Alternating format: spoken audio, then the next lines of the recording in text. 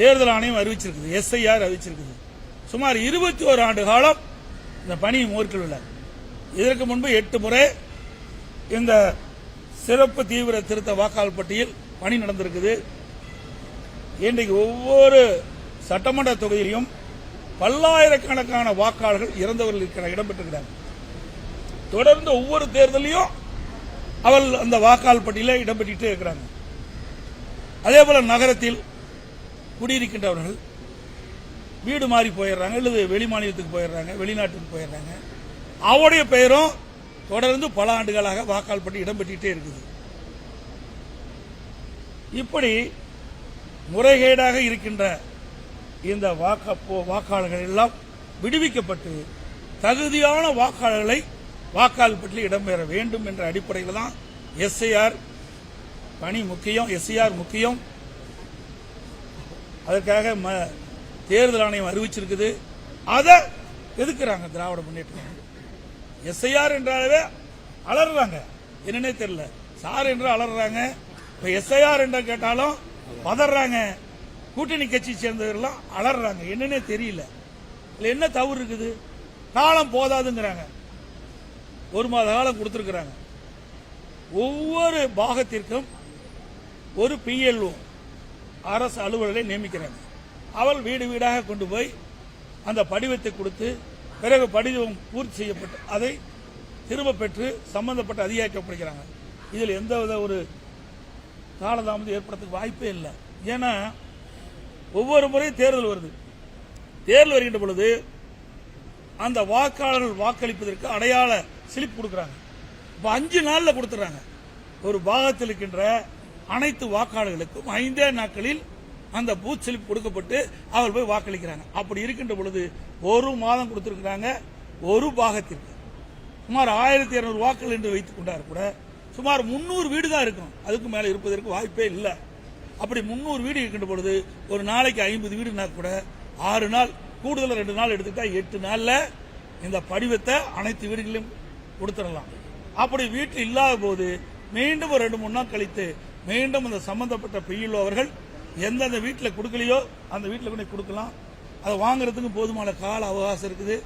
ஆனால் திமுகவும் அதேபோல கூட்டணி திமுக கூட்டணியில் அங்கம் வைக்கின்ற கட்சிகளும் எதிர்க்கின்ற நோக்கம் இதுல இறந்தவர் பட்டியலில் இறந்தவர்கள் அந்த வாக்காளர் பட்டியலிருந்து நீக்கக்கூடாது. அதே போல அந்த பாகத்தில் குடி பல ஆண்டுகளாக இல்லாத இருந்து வேற இடத்துக்கு போயிருந்தாலும் அவர்களும் இடம்பெற்றிருந்தா திருட்டு ஓட்டு போடுறது வசதி. தேர்தல் நாள் போது இறந்தவர்கள் உயிர் பெற்று ஓட்டு போட வந்துடுறாங்க. அது திமுக கை வந்த காலம். அதனாலதான் இவ்வளவு பயம். இதுல என்ன தவறு இருக்கிறதுக்கு வாய்ப்பே கிடையாது. எல்லாத்துக்கும் PL2 போட்டுக்கிறோம். ஒவ்வொரு கட்சிக்கும் PL2 போட்டுக்கிறோம். அவர்கள் PLO வீடு வீடாக அந்த படிவத்தை கொடுக்கின்ற பொழுது அவர்களோட சென்று அவர்கள் சரியாக அந்த பணியை மேற்கொள்ள என்று அவர்கள் கண்காணிக்கலாம். அதுக்கு தேர்தல் ஆணையம் முழு வாய்ப்பு கொடுத்திருக்குது. அப்படி இருக்கின்ற பொழுது வேண்டுமென்றே திட்டமிட்டு ஒரு தவறான செய்தியை மக்களிடத்திலே பதிய வைக்க என்பதற்காக இன்றைக்கு ஆர்ப்பாட்டம் நடத்துறாங்க. ஏன் இறந்தவர் ஓட்டை நீக்க என்ன தவறு? பல ஆண்டுகளாக குடியில்லாம ஒரு வீட்டில் புதுசா ஒருத்தர் குடி வந்திருக்கிறாரு. ஆனா ஏற்கனவே குடியிருந்தவர் தான் அந்த வாக்காளர் தொடர்ந்து இடம்பெற்று இருக்கிறாரு. இப்படி இருக்கின்ற பொழுது தேர்தல் நேரத்தில் இந்த வாக்குகளில் எல்லாம் திராவிட முன்னேற்ற கழகம் கள்ள ஓட்டு போட்டு ஒவ்வொரு முறை இருந்திருக்குது. இன்னைக்கு ஒரு உதாரணத்துக்கு சென்னை மாநகராட்சி தேர்தல் நடந்தது.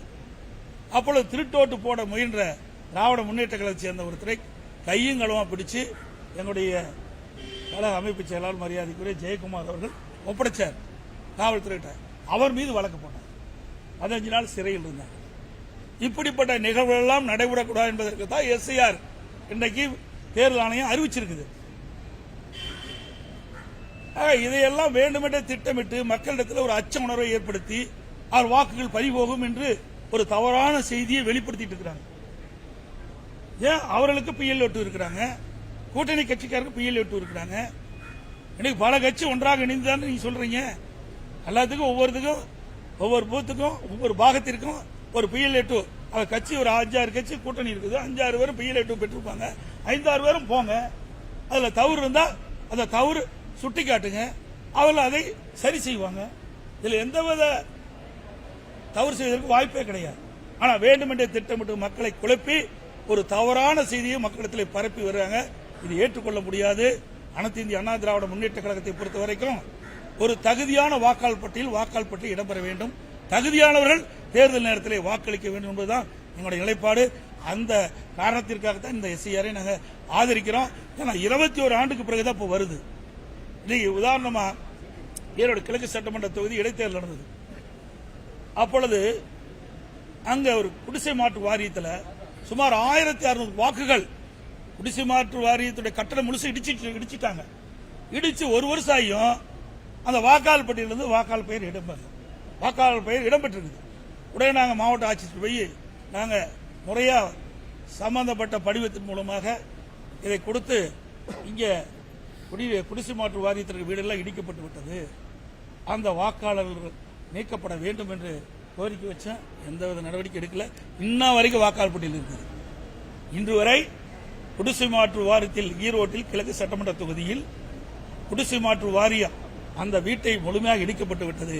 அந்த பகுதியில் வசிக்கின்றவர்களுடைய பெயர் இன்னும் வாக்காளர் பட்டியல் இருந்திருக்குது. ஆக இப்படிப்பட்ட நிலையெல்லாம் மாற வேண்டும். இப்படிப்பட்ட வாக்காளர்கள் எல்லாம் வாக்காளர் பட்டியலிருந்து விடுவிக்க வேண்டும். முறையாக அவர்கள் எங்கே போய் தங்கி இருக்கிறார்களோ எங்கே போய் இருக்கிறார்களோ அதை கண்டுபிடித்து அவர்களை வாக்காளர் பட்டியலில் இடம்பெற வேண்டும். இதுதான் எங்களுடைய நிலைப்பாடு. பிளே ஸ்டோர் மற்றும் ஆப் ஸ்டோரில் இருந்து பாலிமர் செயலியை QR கோடு மூலம் பதிவிறக்கம் செய்யுங்கள். செய்திகளை உடனுக்குடன் பெறுங்கள்.